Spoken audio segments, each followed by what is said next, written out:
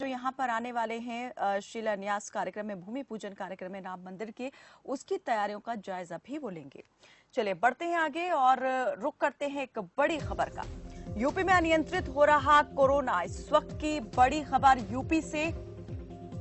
24 घंटे में 2667 नए मामले आए सामने। प्रदेश में 60,771 पहुंचा संक्रमितों का आंकड़ा। तेजी से संक्रमितों की संख्या यूपी के अंदर बढ़ रही है। 37,000 से अधिक लोगों ने जीती है अभी तक कोरोना से जंग, लेकिन तेजी से संक्रमण के मामले जो सामने आ रहे हैं वो चिंता बढ़ाते हुए। और इस पर ज्यादा जानकारी देंगे हमारे सहयोगी आलोक यादव। आलोक, जरा बताएं कि पिछले 24 घंटे में कितने मामले कहां से सामने आए हैं? एक बड़ा आंकड़ा क्योंकि यहां पर सामने आ गया है संक्रमितों की संख्या का, तो सबसे ज्यादा प्रभावित क्षेत्र जो है यूपी में इस वक्त कौन सा बना हुआ है? हॉटस्पॉट कौन सा है?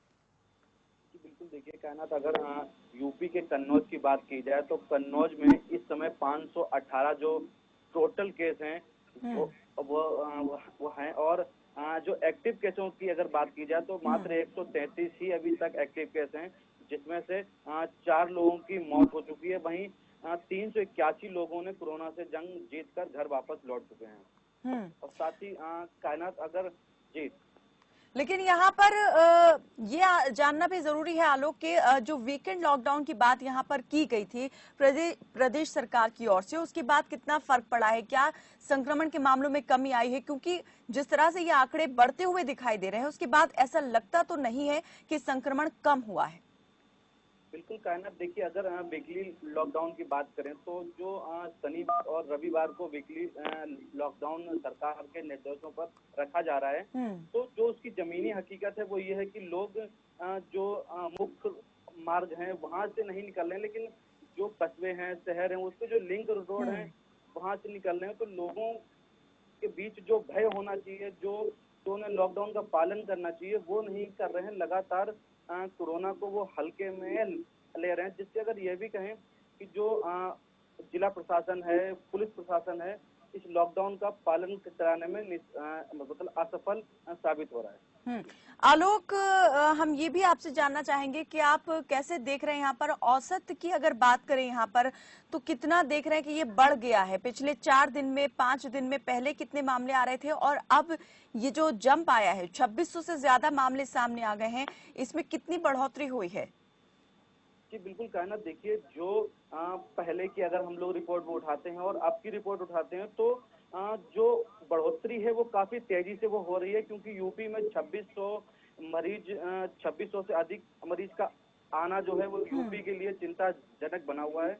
वो हालांकि जो जिला प्रशासन है, जो प्रशासन है, उसको इस और ध्यान देना चाहिए। लोगों के बीच जो सोशल डिस्टेंसिंग जो मायने रखती है वो लोग नहीं मान रहे। हालांकि जो पुलिस प्रशासन है वो मास्क लगाने के लिए लोगों को लगातार प्रेरित कर रहा है, लेकिन जो लोग हैं वो मानने को तैयार नहीं है, जिसका खामियाजा हो सकता है बहुत ही खराब भुगतना पड़े। आलोक, बड़ी वजह इसके पीछे क्या आ रही है कि संक्रमण के मामले इतनी तेजी से जो सामने आ रहे हैं? क्या ये माना जाए कि जो मजदूर अब यहाँ लौट चुके थे अपने प्रदेशों में और वापस आ रहे हैं, प्रवासी मजदूर, क्या वो संक्रमण अपने साथ लेकर आ रहे हैं? या फिर जो जिस बात से अभी इनकार किया जा रहा है कि सामुदायिक संक्रमण जो है फैलना शुरू हो गया है, कम्युनिटी ट्रांसमिशन, या उसे एक बड़ी वजह माना जाए कि इतनी तेजी से इतने बड़े स्तर पर मामले सामने आ रहे हैं?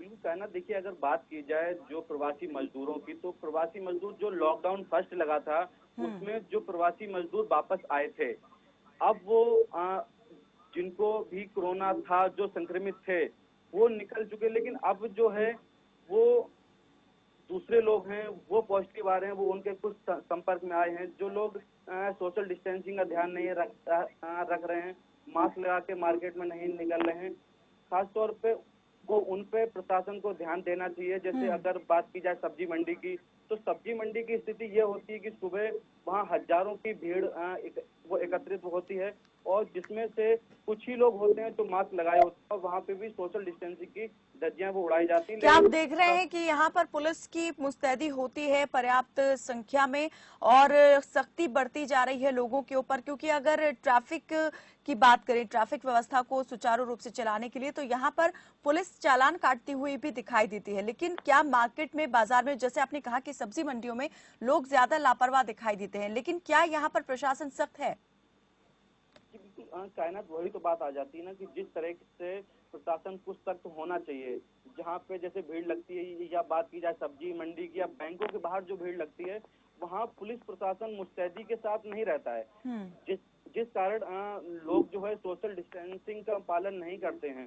जी कायनात। तो अभी आलोक, मैं आपसे ये जानना चाहूंगी कि सबसे ज्यादा आप कौन से क्षेत्रों को देख रहे हैं कि सबसे ज्यादा संक्रमण की चपेट में है वो?